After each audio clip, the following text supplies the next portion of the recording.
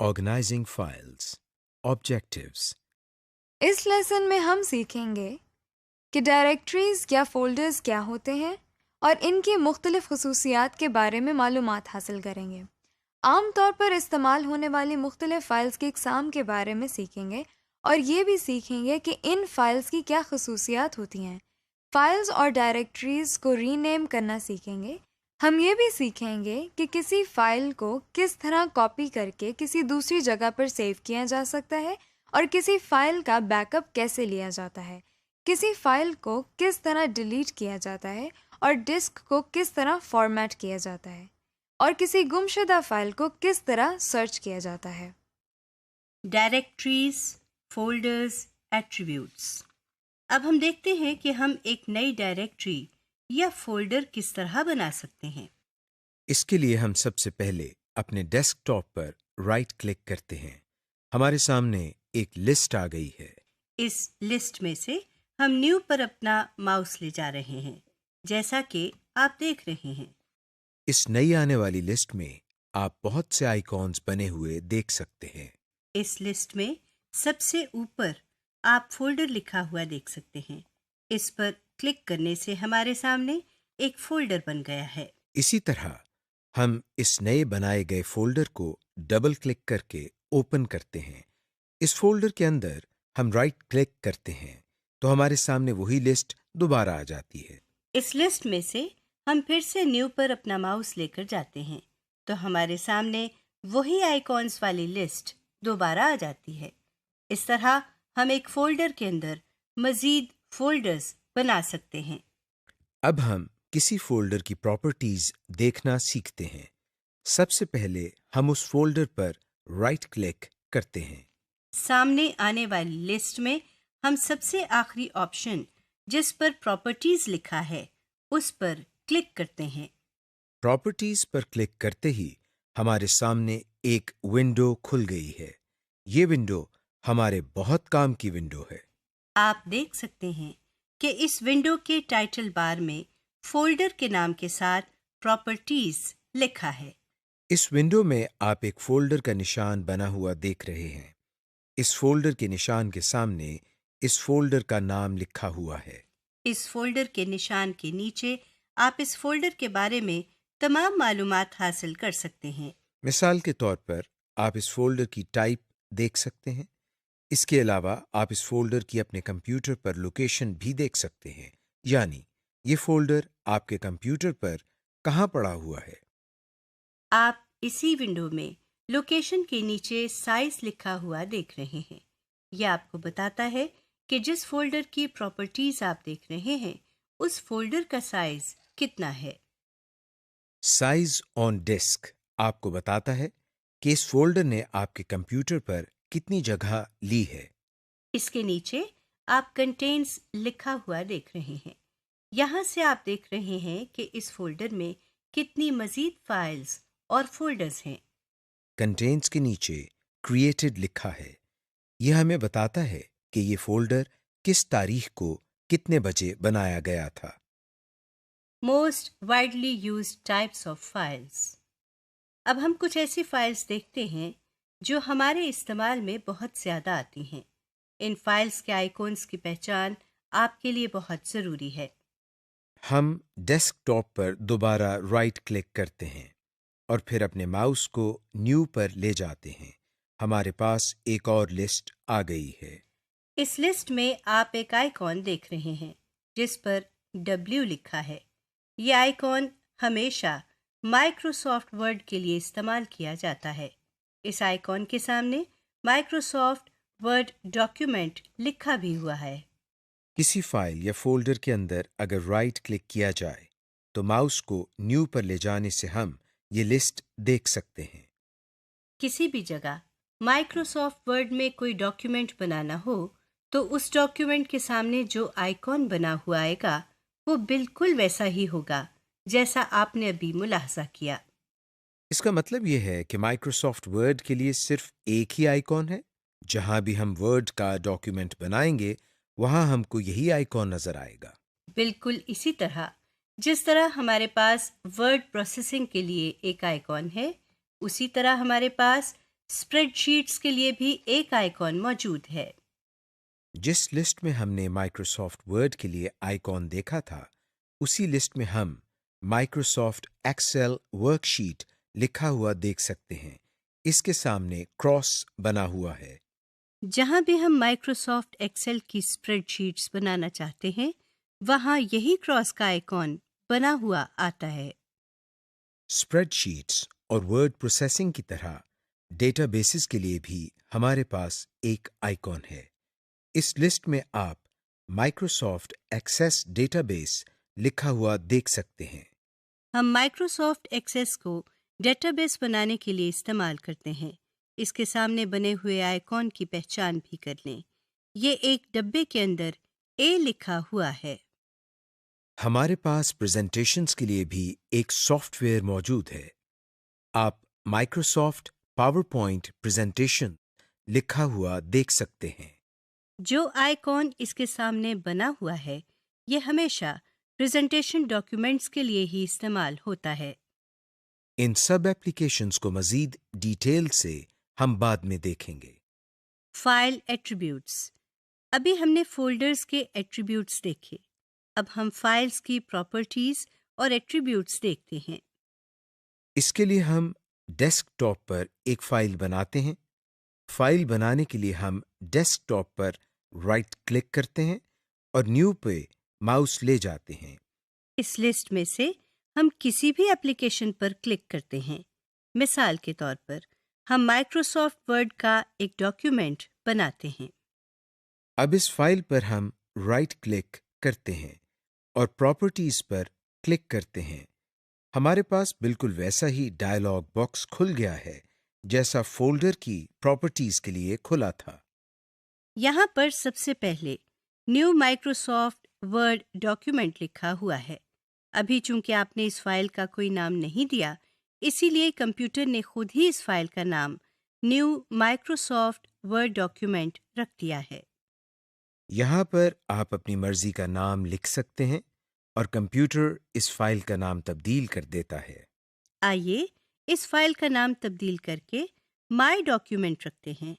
हम सबसे पहले इस टेक्स्ट बॉक्स में माउस से क्लिक करते हैं और उसके बाद बैक स्पेस का बटन दबाते हैं। अब इस टेक्स्ट बॉक्स में लिखा हुआ सब कुछ मिट चुका है। यहाँ हम टाइपिंग शुरू करते हैं और माय डॉक्यूमेंट लिखते हैं। माय डॉक्यूमेंट लिखने के बाद हम एंटर दबाते हैं।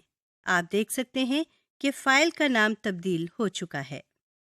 इस फाइल की मजीद कुछ प्रॉपर्टीज देखने के लिए हम दोबारा इस फाइल पर राइट क्लिक करते हैं और प्रॉपर्टीज पर क्लिक करते हैं।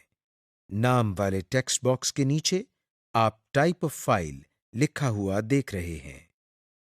टाइप ऑफ फाइल के बाद आप ओपन्स विद लिखा हुआ देख सकते हैं।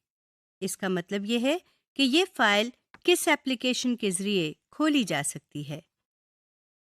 बाकी तमाम लेबल्स वही हैं, सिर्फ आखिर में आप क्रिएटेड के लेबल के अलावा मॉडिफाइड और एक्सेस्ड का लेबल देख सकते हैं। मॉडिफाइड का मतलब होता है तब्दील करना। अगर आपने अपनी फाइल्स में कोई तब्दीली की हो, तो जिस तारीख को आप फाइल में तब्दीली करेंगे, वो तारीख यहाँ लिखी हुई आएगी। एक्सेस्ड के लेबल से आप देख सकते हैं कि इस फाइल को आखिरी दफा कब खोला गया था। बाकी तमाम लेबल्स वही हैं जो आप पहले पढ़ चुके हैं। Renaming files and directories folders. कई दफ़ा आपको अपनी फाइल का नाम तब्दील करना पड़ता है, मगर फाइल का नाम तब्दील कैसे किया जाए, ये हम सीखते हैं। हमने अभी जो फाइल बनाई थी और जिसका नाम माई डॉक्यूमेंट रखा था, हम इसका नाम तब्दील करते हैं। इसके लिए हम इस फाइल पर राइट क्लिक करते हैं। अब इस मेन्यू में हम प्रॉपर्टीज के ऊपर मौजूद रीनेम वाले आइटम पर क्लिक करते हैं। आप देख सकते हैं कि रीनेम पर क्लिक करते ही इस फाइल का नाम सेलेक्ट हो गया है और नाम के आगे एक कर्सर भी बना हुआ आ रहा है। अब इस फाइल का जो भी नाम देना है वो यहाँ टाइप करते हैं। आप देखें, हम यहाँ फर्स्ट डॉक्यूमेंट लिख रहे हैं। नाम लिखने के बाद हम एंटर दबाते हैं। इसी तरह कोई भी फाइल जो डेस्कटॉप पर हो या किसी और फोल्डर में, उस पर राइट क्लिक करके रीनेम के जरिए हम इस फाइल या फोल्डर का नाम तब्दील कर सकते हैं। Selecting files. ये तो आप जानते ही हैं कि किसी आइकॉन पर क्लिक करने से वो आइकॉन सिलेक्ट हो जाता है। अब हम सीखते हैं कि अगर हमने एक से ज्यादा आइकॉन्स को सिलेक्ट करना हो तो हम क्या करें। अगर हमने इन आइकॉन्स को सेलेक्ट करना हो जो इकट्ठे पड़े हुए हैं, तो एक से ज्यादा आइकॉन्स को सेलेक्ट करने के लिए शिफ्ट के बटन के साथ एरो कीज का इस्तेमाल करते हैं। इसी तरह अगर हम चाहते हैं कि उन आइकॉन्स को सिलेक्ट करें जो इकट्ठे नहीं पड़े हुए, तो हम शिफ्ट के बजाय कंट्रोल की इस्तेमाल करते हैं और माउस से उन आइकॉन्स को सिलेक्ट कर लेते हैं। Copy and paste files. अब हम एक बहुत ही मजेदार और इंटरेस्टिंग चीज देखते हैं। हम एक ही फाइल की जितनी चाहें कॉपीज बना सकते हैं। इसके लिए हम आइकॉन पर राइट क्लिक करते हैं और फिर कॉपी पर क्लिक करते हैं। अब जहां हम इस फाइल को पेस्ट करना चाहते हैं, वहां पर जाकर हम राइट क्लिक करते हैं और मेन्यू में से पेस्ट पर क्लिक करते हैं। आप देख सकते हैं कि स्क्रीन पर एक और आइकॉन बना हुआ आ गया है, जिसके नाम में फाइल के नाम के बाद कॉपी भी लिखा हुआ है, जिसका मतलब है कि हमने अपनी फाइल की एक और कॉपी बना ली है। Make backup copies. अगर हम अपनी फाइल को अपने कंप्यूटर पर भी रखना चाहें और इस फाइल को किसी यूएसबी में भी महफूज करना चाहें, तो इसके लिए भी हमारे पास एक बहुत ही आसान तरीका है। सबसे पहले आप यूएसबी को कंप्यूटर की यूएसबी पोर्ट में लगाएं। अब जिस तरह हमने एक फाइल अपनी मर्जी के फोल्डर में सेव की थी, उसी तरह हम किसी भी फाइल को यूएसबी में भी सेव कर सकते हैं। सबसे पहले हम फाइल को कॉपी करेंगे। अब हम कंप्यूटर की विंडो खोलेंगे। इसमें आप अपने सामने रिमूवेबल डिस्क लिखा हुआ देख रहे हैं। यूएसबी चूंकि ऐसी डिस्क है जो आसानी से कंप्यूटर के साथ लगाई और उतारी जा सकती है, इसलिए कंप्यूटर इसको रिमूवेबल डिस्क से जाहिर करता है। इस पर डबल क्लिक करके ओपन कर लें। अब कॉपी की हुई फाइल को यूएसबी में सेव करने के लिए हम यहां पर राइट क्लिक करते हैं और पेस्ट पर क्लिक करते हैं। दूसरे तरीके में हम फाइल को कॉपी किए बगैर यूएसबी ड्राइव में महफूज करते हैं। जिस फाइल की हम कॉपी बनाना चाह रहे हैं, हम इस फाइल पर राइट क्लिक करते हैं और अपने माउस पॉइंटर को सेंड टू पर लेकर जाते हैं। अब जो मेन्यू हमारे सामने है, उसमें हम रिमूवेबल डिस्क पर क्लिक करते हैं।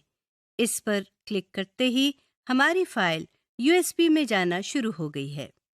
फाइल को कॉपी करने से हम एक ही फाइल को दो जगह महफूज कर सकते हैं। अगर हम चाहें कि हम अपनी फाइल को एक फोल्डर से निकालकर दूसरे फोल्डर में महफूज करना चाहें, तो हम फाइल को कॉपी करने के बजाय कट करते हैं। फाइल पर राइट क्लिक करके हम कट पर क्लिक कर रहे हैं। अब जहां इस फाइल को हम पेस्ट करना चाहते हैं, वहां जाकर हम पेस्ट पर क्लिक कर देते हैं। Delete files from folders. कई दफ़ा ये भी होता है कि आपके कंप्यूटर पर कोई ऐसी फ़ाइल पड़ी होती है जो आप मज़ीद इस्तेमाल नहीं करना चाहते और बेवजह आपके कंप्यूटर पर मेमोरी इस्तेमाल हो रही होती है। इसलिए आप उन फाइल्स को अपने कंप्यूटर से निकालना या डिलीट करना चाहते हैं। ऐसा करने के लिए हम क्या करते हैं, आइए देखते हैं। जिस फाइल को हम डिलीट करना चाह रहे हैं, इस पर राइट क्लिक करके हम डिलीट पर क्लिक करते हैं।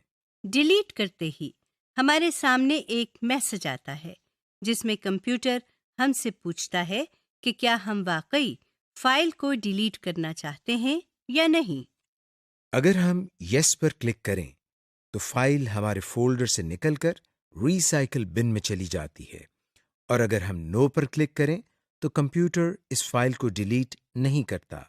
इस वक्त हम यस पर क्लिक कर रहे हैं। फाइल को डिलीट करने के लिए हम उस पर सिंगल क्लिक करने के बाद कीबोर्ड से डिलीट का बटन भी दबा सकते हैं। जिस तरह हम एक फोल्डर में से किसी फाइल को डिलीट करते हैं, उसी तरह हम पूरे फोल्डर को भी डिलीट कर सकते हैं। फोल्डर पर राइट क्लिक करके हम डिलीट पर क्लिक करते हैं। कंप्यूटर एक दफा फिर पूछता है कि क्या हम वाकई फाइल को डिलीट करना चाहते हैं या नहीं। हम यस पर क्लिक करते हैं क्योंकि हम इस फोल्डर को डिलीट करना चाहते हैं। फॉर्मेट ए ड्राइव। अब हम एक बहुत ही मुनफरिद और दिलचस्प काम सीखते हैं। ये तो आप जानते ही हैं कि USB क्या होती है। USB पर आप अपना किया हुआ काम महफूज करके कहीं भी ले जा सकते हैं। मगर ये भी तो हो सकता है कि आपके USB पर जो काम आपने महफूज किया है उससे USB पूरी भर चुकी है और अब आपको उस महफूज किए हुए काम की ज़रूरत भी ना हो। इस तरह की सिचुएशन में आपको USB से डेटा को डिलीट करना पड़ता है या फिर USB फॉर्मेट करनी पड़ती है। आइए देखते हैं कि फॉर्मेट कैसे करना है। सबसे पहले हम अपनी USB को कंप्यूटर के साथ अटैच करते हैं। अब हम डेस्कटॉप पर बने हुए कंप्यूटर के आइकॉन पर डबल क्लिक करते हैं। आपके सामने जो विंडो आई है उसमें आप कुछ आइकॉन्स बने हुए देख सकते हैं। उनमें से एक आइकॉन पर रिमूवेबल डिस्क लिखा हुआ देख सकते हैं। इसी आइकॉन पर हम राइट क्लिक करते हैं। आप अपनी स्क्रीन पर एक मेन्यू देख सकते हैं। इस मेन्यू में एक फॉर्मेट का आइटम भी मौजूद है। हम इस आइटम पर क्लिक करते हैं। हमारे सामने एक छोटा सा डायलॉग बॉक्स आ गया है। इसमें कैपेसिटी के नीचे एक ड्रॉप डाउन मेन्यू है जहां से आप इस USB का साइज सेलेक्ट कर सकते हैं। अमूमन आपको साइज सिलेक्ट करने की जरूरत नहीं पड़ती। कंप्यूटर खुद ही सही साइज सिलेक्ट कर देता है। बाकी दोनों ड्रॉप डाउन मेन्यूज के बारे में हम बाद में आपको बताएंगे। वॉल्यूम लेबल के नीचे रिमूवेबल डिस्क लिखा हुआ है। इसको मिटाकर आप अपनी मर्जी से इसका नाम माई USB टाइप करते हैं। फॉर्मेट ऑप्शंस के नीचे क्विक फॉर्मेट पहले से ही सिलेक्टेड है। फॉर्मेटिंग शुरू करने के लिए हम सबसे नीचे बने हुए स्टार्ट के बटन पर क्लिक करते हैं तो कंप्यूटर हमें एक वार्निंग देता है कि अगर आपने USB फॉर्मेट की तो इसमें मौजूद सारी फाइल्स और फोल्डर्स डिलीट हो जाएंगे। हम ओके का बटन प्रेस करते हैं। आप देख रहे हैं कि USB फॉर्मेट होना शुरू हो गई है और कुछ देर में ये अमल मुकम्मल हो जाता है और हमारे सामने फॉर्मेट कंप्लीट का मैसेज आ जाता है। अब हम डेस्कटॉप से कंप्यूटर के आइकॉन पर डबल क्लिक करते हैं तो हम देखते हैं कि हमारी USB का नाम माई USB हो गया है। अब इस पर डबल क्लिक करके इसको ओपन करते हैं तो ये देखें इसके अंदर कोई डाटा नहीं है। सब फाइल्स और फोल्डर्स डिलीट हो गए हैं। सर्चिंग। किसी भी फाइल को ढूंढने के लिए हम कंप्यूटर के आइकॉन पर डबल क्लिक करते हैं। अब जिस फोल्डर या डायरेक्टरी में से हमने फाइल को सर्च करना है, बाएं तरफ नेविगेशन पैन से उस डायरेक्टरी या फोल्डर को सेलेक्ट करते हैं जैसे हमने कंप्यूटर को सेलेक्ट किया हुआ है। अब इस विंडो में ऊपर यहाँ सर्च के बॉक्स में सर्च कंप्यूटर लिखा हुआ नजर आ रहा है। इसमें क्लिक करके फाइल का नाम टाइप करें। हम यहाँ माय फर्स्ट फाइल लिखते हैं। आप देख सकते हैं नीचे प्रीव्यू पैन में इस नाम की फाइल निकलकर हमारे सामने आ गई है। इस फाइल के नीचे इसकी लोकेशन भी लिखी हुई है। यानी कंप्यूटर में जहाँ ये फाइल सेव की गई थी उसका पाथ भी नजर आ रहा है। इस तरह हम किसी भी फाइल को आसानी से ढूंढ सकते हैं। समरी। इस लेसन में हमने पढ़ा कि फोल्डर्स क्या होते हैं, हम किस तरह फोल्डर्स बनाते हैं और किस तरह फोल्डर्स के अंदर मज़ीद फोल्डर्स बनाए जाते हैं। किस तरह हम एक फ़ाइल का नाम देख सकते हैं और वो तारीख देख सकते हैं जिस तारीख को वो फ़ाइल बनाई गई थी। इस लेसन में हमने मुख्तलिफ इक़साम की फ़ाइल्स के आइकॉन्स की पहचान भी की जिनमें एक्सेल, वर्ड, एक्सेस और पावर पॉइंट शामिल हैं। हमने ये भी सीखा कि किस तरह किसी फ़ाइल या फ़ोल्डर का नाम तब्दील किया जा सकता है, किस तरह हम फाइल्स को सिलेक्ट करते हैं चाहे वो फाइल्स एक साथ हों या मुख्तलिफ जगहों पर मौजूद हों। हमने ये भी सीखा कि फाइल्स को एक जगह से किस तरह कॉपी किया जाता है और फिर किस तरह अपनी मर्जी की जगह पर पेस्ट किया जाता है। इस लेसन में हमने फाइल्स और फोल्डर्स को कट करके पेस्ट करना भी सीखा। फिर हमने ये भी सीखा कि किसी फाइल या फोल्डर को USB पर किस तरह कॉपी किया जाता है। हमने फाइल्स और फोल्डर्स को डिलीट करना भी सीखा और USB को फॉर्मेट करना भी सीख लिया। इसके बाद हमने अपने कंप्यूटर पर फाइल्स को ढूंढने का तरीका भी सीखा।